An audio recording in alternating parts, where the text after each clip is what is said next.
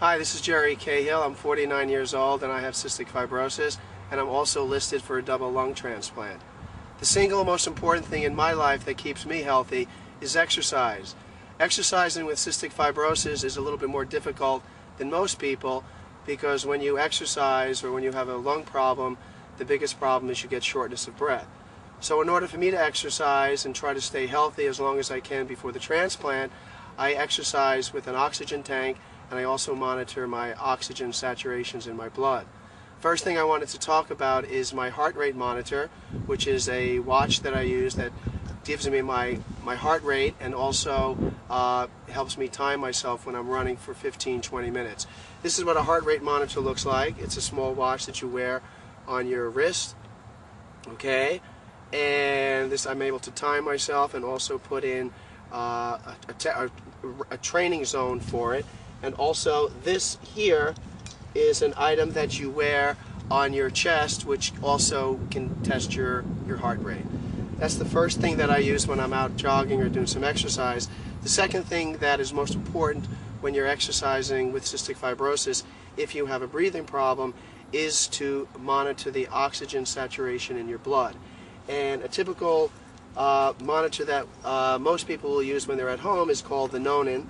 And this is the monitor here, where it's a pulse oximeter, where you put the oximeter on your finger, you turn it on, and it tests the blood.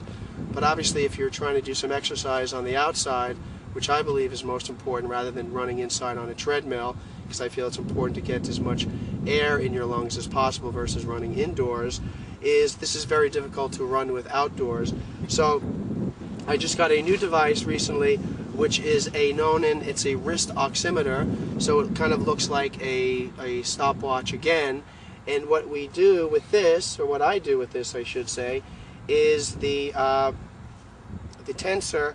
You have a throwaway that you use, and you attach the sensor to this, like I'm kind of doing here. Okay, you take that off, and then basically, just like we used on the bigger one, you will use this here. You put it on your finger,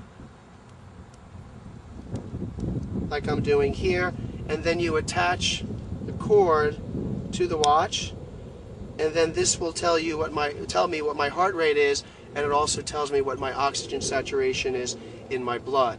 When you have a breathing problem and your oxygen saturations drop a lot, the most important thing is to keep them above 90, because if they drop under 90, then you can start damaging your heart. So that's why it's really important with people that have a breathing problem or cystic fibrosis that they need to wear oxygen a lot so they don't damage their heart.